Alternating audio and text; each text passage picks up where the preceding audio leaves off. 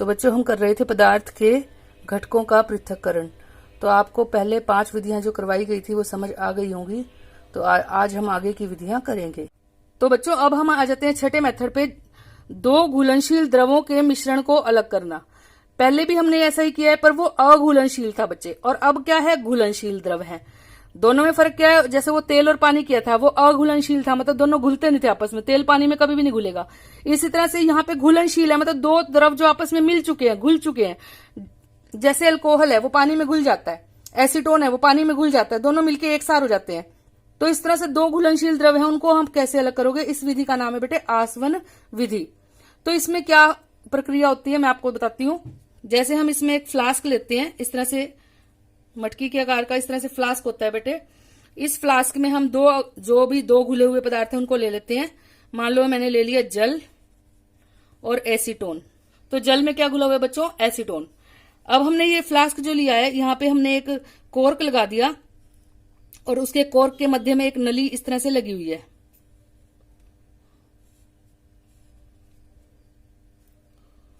तो ये नली लगी हुई है और बीच में हमने यहाँ पे कॉर्क लगा दिया ताकि इसको सेट कर सके। अब जो ये नली लगी हुई है बेटे, इसमें से ये नली लगी हुई है, इसके ऊपर हम एक जल संघनक लगा देते हैं। अब आप सोच रहे होंगे कि जल संघनक क्या होता है। बेटे ये जल संघनक होता है, इसमें जल घूमता रहता है, इधर से जल आएगा और इधर से जल निकल जाएगा, मतलब ऐसे घूमता रहता है जल। यहाँ पे जल होता है, लेकिन वो जल इस पाइप में नहीं जाता, बीच वाली पाइप में, बाहर ही घूमता रहेगा। और ये अंदर वाली पाइप बस इसके अंदर से होके गुजर रही है, लेकिन इसका और जल का कोई आपस में मेल नहीं है। ये सिर्फ इसको ठंडा करेगा, मतलब जैसे कई बार हमें कोई चीज ठंडी करनी होती है तो हम पानी में रख देते हैं उसको, पानी में रखने से वो ठंडी हो जाती है। जैसे कोई चीज ज्यादा गर्म है, हम कहते हैं उसको पानी में रख दो ठंडी हो जाएगी। तो उस तरह से जो ये जल संघनक है, इसका सिर्फ एक ही कार्य है कि जो ये पानी इसमें घूम रहा है, वो जो पाइप में से जो भी द्रव या जो वाष्प जा रहे हैं उनको ये ठंडा करेगा, ये इसका कार्य है, बीच में नहीं घुलेगा। और ये पाइप जो है हम इधर से इसको ले लेते हैं और यहाँ पे हम एक बीकर रख देते हैं। जब हम बेटे यहाँ पे स्टैंड लगा लेंगे, हम एक स्टैंड से इसको खड़ा कर लेंगे यहाँ पे। तो इस तरह से बच्चों हम ये जाली लगा लेंगे और नीचे ट्राइपॉड लगा लेंगे और ये हमने स्पिरिट लैंप ले लिया। जब हम इसको गर्म करेंगे बच्चों तो क्या होगा, जैसे मेरे पास जल था और एसीटोन था बेटे, इन दोनों के ना क्वथनांक में अंतर है। किसमें अंतर है, क्वथनांक में। क्वथनांक होता है बेटे जब जो कोई भी द्रव है ना वो वाष्प में बदलता है ना, उस तापमान को क्वथनांक कहते हैं। मतलब जैसे पानी है 100 डिग्री पे भाप बन के उड़ना शुरू हो जाता है, तो वो उसका क्वथनांक है 100 डिग्री। तो इस तरह से जल का क्वथनांक और एसीटोन का अलग अलग होता है। आप सबने एसीटोन देखा हुआ है, नेल पॉलिश रिमूवर अगर देखा हो कहीं पे, या ये जो थिनर वगैरह भी देखे हो, इस तरह से वो जल्दी उड़ जाते हैं। जैसे ही आप नेल पॉलिश रिमूवर को हाथ में लोगे, एकदम हाथ ठंडा ठंडा होएगा और वो एकदम उड़ जाएगा। तो वो इतनी जल्दी उड़ जाता है, तो आप सोच सकते हो कि उसका जो क्वथनांक है वो कितना कम है, कि रूम टेम्परेचर पे ही वो उड़ जाता है। लेकिन जल है ऐसे नहीं उड़ेगा, जब आप उसको गैस पे 100 डिग्री पे गर्म करोगे उड़ेगा। हाँ, अपने आप भी उसका वाष्पीकरण होता रहता है, लेकिन उतनी जल्दी नहीं होता जितनी जल्दी एसीटोन का होता है। तो दोनों के क्वथनांक में अंतर है। तो जो आसवन विधि तब अपनाई जाती है जब दोनों द्रवों के जो दोनों द्रव हैं उनके क्वथनांक का अंतर 25 केल्विन से अधिक होता है। तो दोनों के क्वथनांक में 25 केल्विन से अधिक का अंतर है। इसका जो क्वथनांक है वो कैसा है, कम, और जल का क्वथनांक कैसा है, ज्यादा। तो एसीटोन का क्वथनांक कम है, तो इसलिए जल्दी वाष्प बनेंगे इसके। तो आप देख सकते हैं यहाँ पे जब हम इन्हें गर्म करेंगे तो किसके पहले वाष्प बनेंगे, किसके बनेंगे बेटे, एसीटोन के। और कौन नीचे बैठ जाएगा, जल का, क्योंकि क्वथनांक ज्यादा है, वो तो अभी वेट करेगा अपने तापमान की, इतने में तो एसीटोन सारा ही वाष्प बन के इधर चला जाएगा। और जब वाष्प बन के एसीटोन इधर जाएगा तो साथ में जो जल संघनक लगा हुआ है वो क्या करेगा, उसको ठंडा कर देगा वाष्प को। और जब बच्चों वाष्प ठंडे होंगे तो वो दोबारा एसीटोन किस अवस्था में आ जाएगा, द्रव अवस्था में आ जाएगा। तो इस तरह से यहाँ पे बीकर में हम उसे इकट्ठा कर लेंगे। तो यहाँ पे क्या इकट्ठा हो गया, एसीटोन, और यहाँ पे क्या रह गया, जल। तो इस तरह से दोनों द्रव अलग हो गए। तो इस तरह से 2 घुलनशील जो द्रव होते हैं उनको हम अलग कर सकते हैं इस विधि में। तो बच्चों अगली विधि है प्रभाजी आसवन विधि। ये विधि कब अपनाई जाती है? जब दो घुलनशील जो पदार्थ हैं उनके बीच में 25 केल्विन से कम का अंतर हो। जैसे भी हमने पीछे आसवन विधि करी, उसमें जो अंतर था दो घुलनशील जो द्रवों के बीच में, वो 25 केल्विन से अधिक का था, पर इनमें जो अंतर है वो 25 केल्विन से कम का होता है। ये बिल्कुल वैसी ही विधि है जैसे अभी हमने समझी है, लेकिन थोड़ा सा क्या फर्क आ जाता है कि अभी हमने थोड़ी देर पहले जो हमने किया था, पर अब हमें क्या करना है, जो हमने फ्लास्क लिया है आसवन फ्लास्क, इसके ऊपर हमने एक प्रभाजी कॉलम लगाना है। बच्चों प्रभाजी कॉलम जो है वो इस तरह की ट्यूब होती है, एक इस तरह की, और उसमें सतह के क्षेत्रफल को बढ़ाने के लिए अंदर कुछ कांच की गोलियां या अलग अलग तरह के डिजाइन हो सकते हैं प्रभाजी कॉलम। तो मैं यहाँ पे जो बना रही हूँ, इसमें यहाँ पे कांच की गोलियां होती हैं छोटी छोटी इस पाइप में। तो जब यहाँ से वाष्प जाते हैं तो उनका सतह बढ़ जाती है, क्षेत्रफल बढ़ जाता है, जिस वजह से जिस द्रव का क्वथनांक अधिक होता है वो यहीं पर ही संघनित होकर नीचे बैठ जाते हैं। तो इस तरह से ये यहाँ से एक पाइप निकलेगी और ये पाइप यहाँ पे जाएगी बच्चों इस तरह से, और फिर इसको हम दूसरे बीकर में लेते हैं। यहाँ पर आपको पता ही है, जैसे मैंने पहले बताया, यहाँ पे जाली लगी होती है और यहाँ पे नीचे क्या लगा होता है बच्चों, स्टैंड लगा होता है इस तरह से। तो ये आप, और यहाँ पे लगा होगा सेपरेट लैंप। तो बच्चों आप ये चित्र ढंग से अगर बनाना चाहते हैं तो आप इसे बुक में से देख सकते हैं। कोई भी हम दो घुलनशील द्रव यहाँ पे ले सकते हैं जिनके जो क्वथनांक का अंतर है वो 25 केल्विन से कम का होना चाहिए। तो मान लो हमने लिया ए और बी। ए का क्वथनांक हम मान लेते हैं कि 105 डिग्री है और दूसरे का कितना है, 120 डिग्री है। तो इन दोनों में जो अंतर है वो 15 डिग्री का अंतर हो गया। तो ये 15 डिग्री का जो अंतर है वो 25 केल्विन से कम का अंतर है। इसका मतलब हम इसको प्रभाजी आसवन विधि से अलग करेंगे।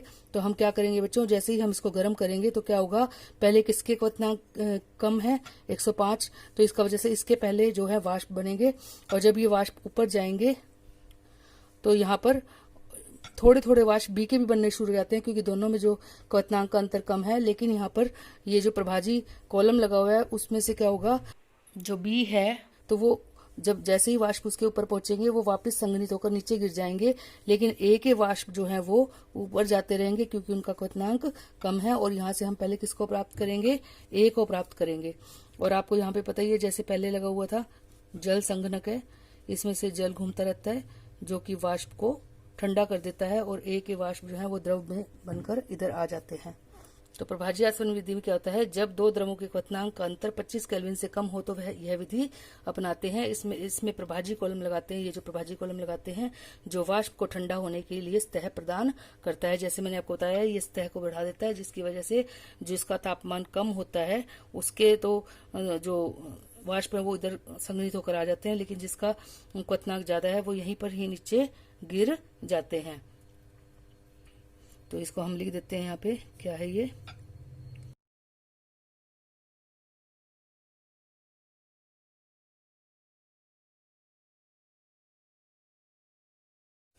इस विधि का हम क्या उपयोग कर सकते हैं बेटे, वायु से गैसों को अलग करना।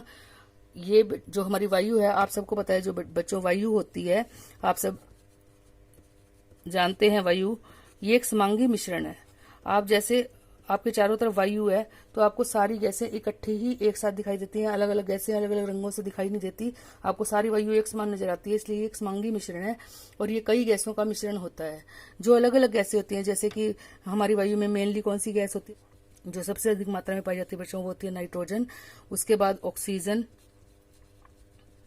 और अन्य गैसें। तो इस तरह से जो ये सारी गैसें हैं, इनको हम कैसे अलग कर सकते हैं बेटे, इनको भी हम इसी विधि से अलग कर सकते हैं जिसका नाम है प्रभाजी आसवन विधि। तो प्रभाजी आसवन विधि से हम वायु के घटकों को अलग कर सकते हैं। तो कैसे होगा वो, सबसे पहले जो वायु होती है बच्चों, वायु के ऊपर जो दाब है उसको बढ़ा दिया जाता है। तो दाब को बढ़ाकर और ठंडा करके, बेटे दाब बढ़ाएंगे तो क्या होगा, जो गैसें संपीड़ित हो जाएंगी। जैसे गैसों के जो कण होते हैं वो दूर दूर होते हैं, लेकिन जब हम उन्हें दबाएंगे, आप सोच के देखो कि अगर हम एक डब्बे में कोई चीज लें और उनको दबाएं तो वो नीचे चली जाएंगी, इस तरह से पास पास हो जाएंगी। ऐसे ही जब हम इनके गैस के कणों को दबाएंगे तो वो पास पास आ जाएंगे, संपीड़ित हो जाएंगी वो ठंडी होकर। तो इस तरह से वो किस में बदल जाएंगी, द्रव्यीय वायु में बदल जाती हैं। तो जब हम वायु के ऊपर दाब बढ़ाते हैं और उसको ठंडा करते हैं तो उससे जो वायु है वो द्रव्यीय बन जाती है, मतलब वो द्रव के रूप में आ जाती है।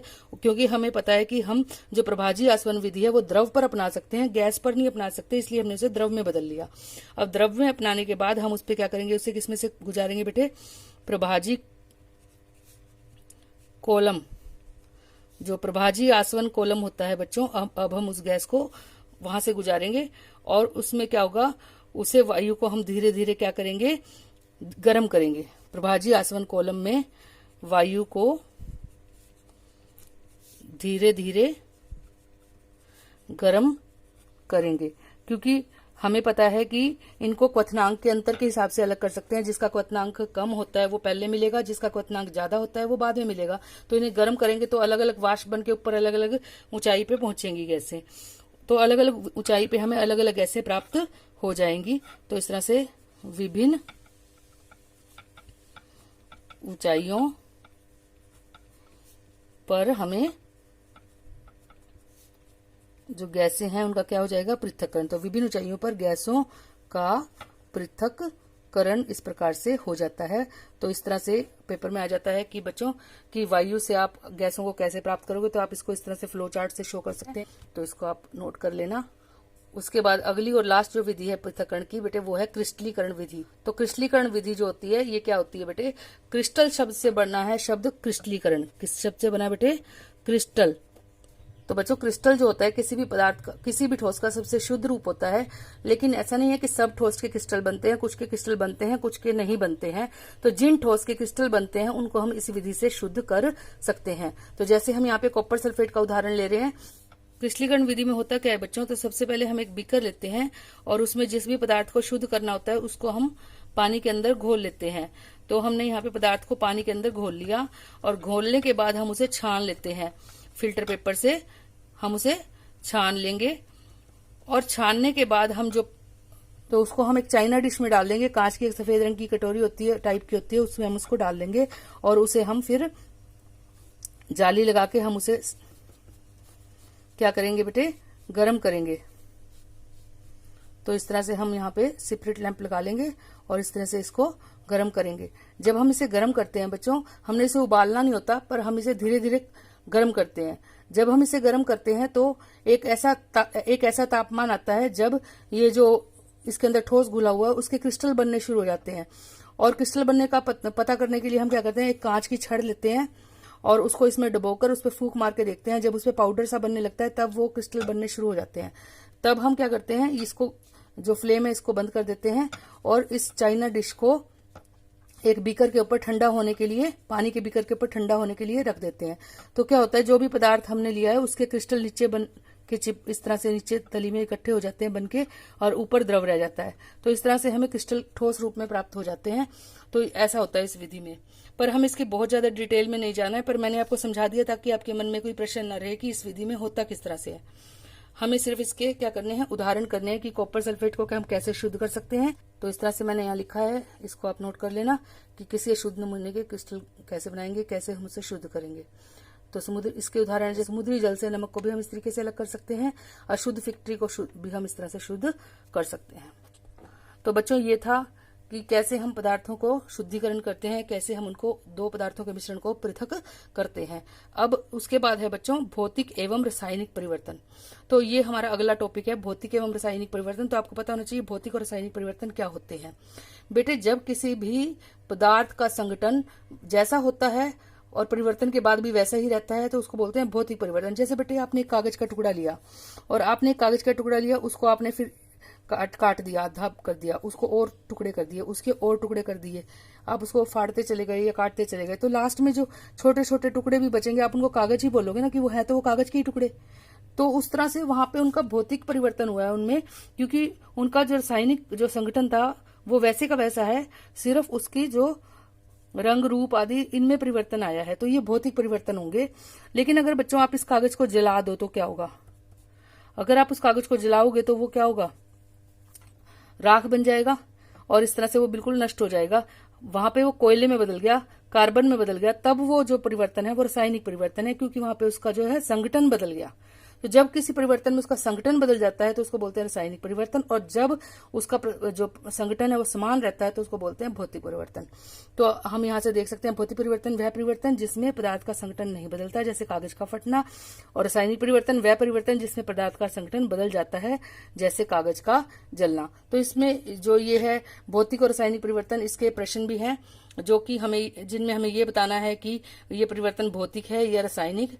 तो आप उसकी प्रैक्टिस बुक में से देख के कर सकते हैं, और अगर आपको कोई प्रश्न का उत्तर नहीं समझ में आता तो आप कमेंट बॉक्स में लिख के पूछ भी सकते हैं। तो इस तरह से बच्चों आज हम इतना ही करेंगे। आप जितना भी अभी तक पाठ हुआ है उसे अच्छे तरीके से पढ़ लेना, और ये जो भी आपको मैंने आज समझाया उसे अपनी कॉपी में लिख लेना। और मेरी जो वीडियो है अगर आपको समझ आ रही है तो अपने फ्रेंड्स के साथ भी शेयर करना, और मेरे चैनल को सब्सक्राइब कर लेना ताकि आगे से आपको मेरी वीडियोस की नोटिफिकेशन मिल जाए। धन्यवाद।